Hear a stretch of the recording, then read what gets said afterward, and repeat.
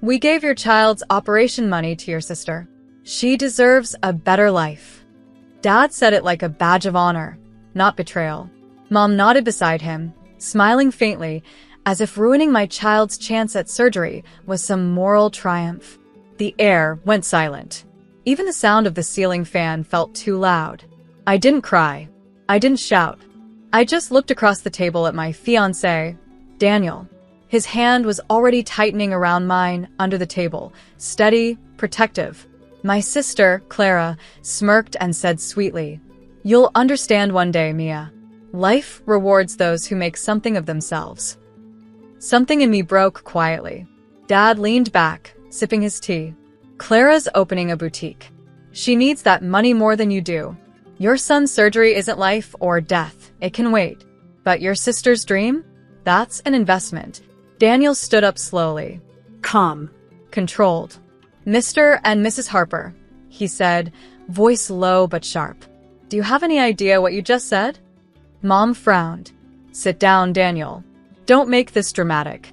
We raised Mia to share. You, of all people, should understand family sacrifice." Daniel's jaw flexed. "You want to talk about sacrifice? Fine." He reached into his pocket, pulled out his phone, and unlocked the screen. "Should I tell them what I do for a living?" Clara's confident smile wavered. Dad blinked. "What do you mean?" Daniel turned the screen toward them, and the color drained from Clara's face. "Because if I do," he said softly, "this entire conversation changes." Daniel's calmness was terrifying. He didn't raise his voice. He didn't even blink. He just looked at my parents, two people who had stolen my child's future, as if he was finally seeing them clearly. Dad crossed his arms. "Don't start threatening us, son. We did what we had to." Daniel's tone stayed level. "No, you did what you wanted to." He turned the phone around, the screen displaying an email header. "Harper Family Financial Audit. Confidential access granted." My father's face went pale. "You're in finance?" he asked slowly. Daniel smiled without warmth. Close. "I'm a forensic accountant. I specialize in tracing misused funds, especially charity and medical donations." Clara's hand froze on her glass. You can't be serious." "Oh, I'm very serious," Daniel said. "Do you know what happens when someone reroutes designated medical funds into a private account? It's called fraud." Mom's voice trembled. "You wouldn't report your own family." Daniel looked at me, then back at her. "I don't need to. The hospital already did when they noticed the withdrawal trail. I just confirmed where it ended." My sister's lip quivered. "You checked my account? You used your full name for the transfer," he replied. Not exactly subtle. Dad slammed his fist on the table. "We're family." Daniel leaned in, eyes cold. "Then act like it. Because right now, I'm the only one at this table who still remembers what that word means." Silence. Heavy, humiliating silence. And for the first time in my life, my family looked smaller than their excuses. Dad's voice cracked the silence. "You can't just barge in here and throw accusations around, Daniel. You're not part of this family yet." Daniel tilted his head, unbothered. "Then maybe that's a good thing." Mom shot him a glare. "We did what was right for both our children. Clara needed a start in life." My chest tightened. "And my son needed a heart valve." The words fell like glass between us. No one moved. Clara muttered, "You're being dramatic. Hospitals always exaggerate. Kids recover." Daniel's voice cut through hers like a blade. "He's 5, Clara. Do you have any idea what recovery means for him? He sleeps with machines, keeping him alive while you play entrepreneur with stolen money." Her smirk vanished. He opened a folder on his phone, scrolling through screenshots, bank records, wire confirmations, emails from the hospital's billing department. Dad leaned forward, sweating now. "Where did you get those?" Daniel didn't answer him. He looked at me instead. "They transferred every cent you raised from the fundraiser into Clara's account. And your father approved the transaction with his signature. The date lines up with the same day the hospital's payment bounced." My stomach turned. "You knew?"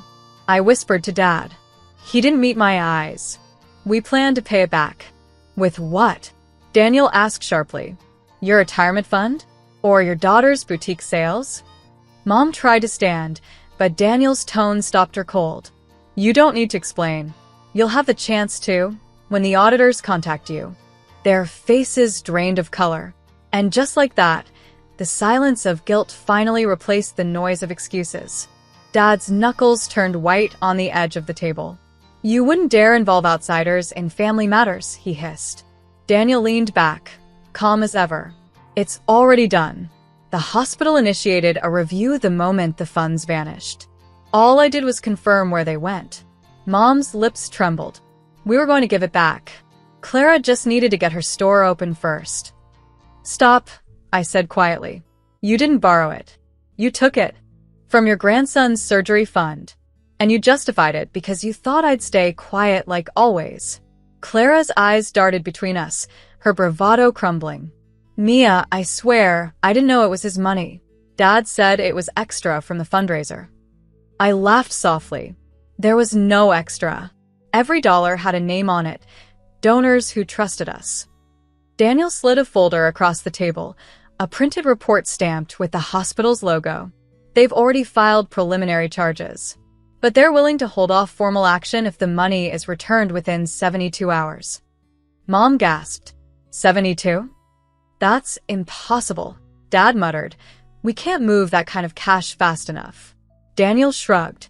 Then maybe it's time you call your golden daughter's investors. Clara's voice cracked. You're ruining us. I met her eyes. No, Clara.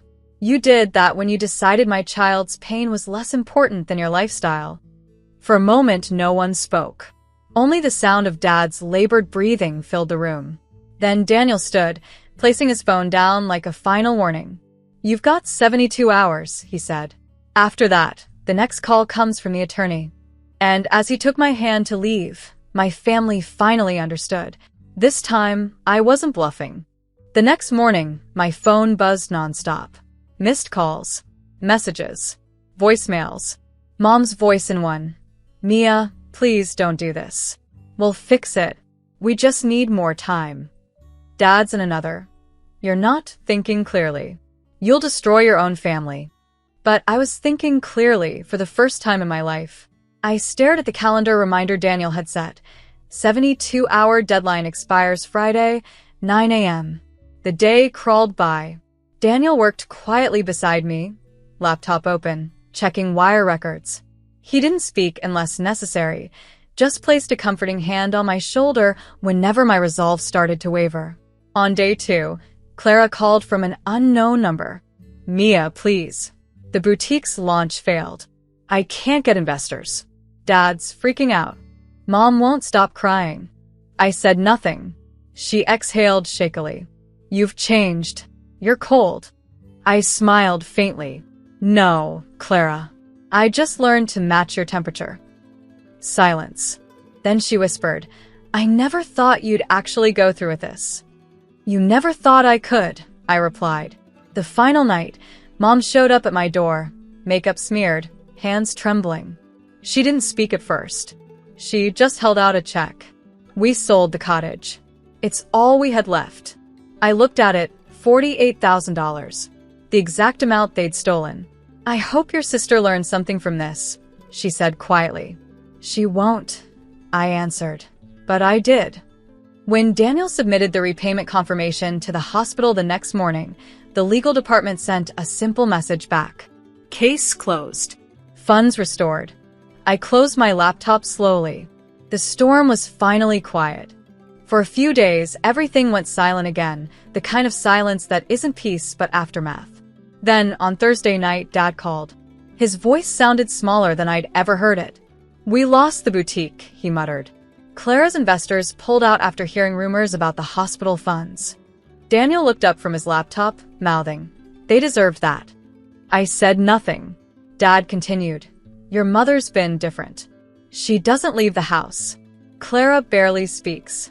Are you happy now, Mia? The old me would have felt guilt. But now? I only felt the weight of truth. I didn't destroy you, I said softly. You destroyed yourselves the moment you chose her dream over your grandson's heartbeat. He exhaled shakily. You sound just like Daniel. Maybe that's a compliment. I said and ended the call. The next morning, Daniel handed me a brown envelope. Inside were printed copies of every transaction, every transfer, every lie, sealed with his firm's verification stamp. "This is for your records," he said. "Not for revenge, just protection. You've earned the right to never be manipulated again." I stared at him, emotion rising. "You did all this for me?" He smiled faintly. "For you, and for that little boy upstairs who deserves parents who can sleep at night." That night, as I tucked my son into bed, his tiny hand curled around mine. For the first time, I didn't feel powerless. I felt anchored. They'd spent their lives teaching me that silence was strength. But Daniel taught me something better. Silence isn't power. Truth is. And now, the truth belonged entirely to me. 2 weeks later, Mom texted. "Mom, family dinner Sunday. Just us. No tension this time, I promise." Daniel raised an eyebrow when I showed him. "You think it's a setup?" "Definitely," I said. "But I'll go." He smiled. "Then I'm coming too." When we arrived, the atmosphere was too calm. Table perfectly set, candles lit, the smell of roast chicken filling the air. It was their classic distraction tactic. Make it feel like love, so you forget the wound underneath. Clara greeted us first, fake smile in place. "You look well," she said. "So do you," I replied, scanning the empty walls. "Where are your boutique posters?" Her smile flickered. I took them down. Rebranding. Dad cleared his throat. We wanted to talk about moving forward. Daniel leaned back, his arm brushing mine. "Before we move anywhere, you should know, your daughter's financial record is clean again. But if any of you try touching her name or accounts again, I'll make sure the next audit isn't private." The silence was instant. Mom reached for my hand. "Mia, I know we hurt you. I know we don't deserve forgiveness. But we're trying." I studied her face, older, tired, deflated. For the first time, she wasn't speaking from superiority. She was speaking from loss. "I believe you," I said softly. "But forgiveness isn't a restart. It's a boundary." Dad nodded slowly. "You sound just like your grandfather." That made me pause. "Grandpa." He looked down. Before he passed, he told me something I never understood until now. I waited. He met my eyes, voice breaking. He said, "One day, you'd be the one who saves this family from itself." The room fell silent after Dad's words. For once, there was no defense, no guilt-ridden speeches, just the raw quiet of people realizing what they'd become. Mom wiped her eyes. We thought control meant love. That giving everything to Clara was protecting the family's image. But all we did was destroy the only person who kept us human. I looked at her, really looked at her, and for the first time I didn't feel hate. I felt closure. Daniel squeezed my hand under the table, grounding me. "Families rebuild," he said softly, "but only when truth replaces pride." Clara sat still, staring at her untouched plate. "I lost everything," she whispered. "The boutique, the investors, my reputation." "You didn't lose everything," I said quietly. "You just lost what wasn't yours." Her eyes met mine, and this time there was no defiance, just exhaustion. "I'm sorry, Mia," she said, the words trembling. "For all of it. It wasn't perfect. It wasn't enough. But it was a start." After dinner, Dad walked us to the car. The night air was cool, the sky clear.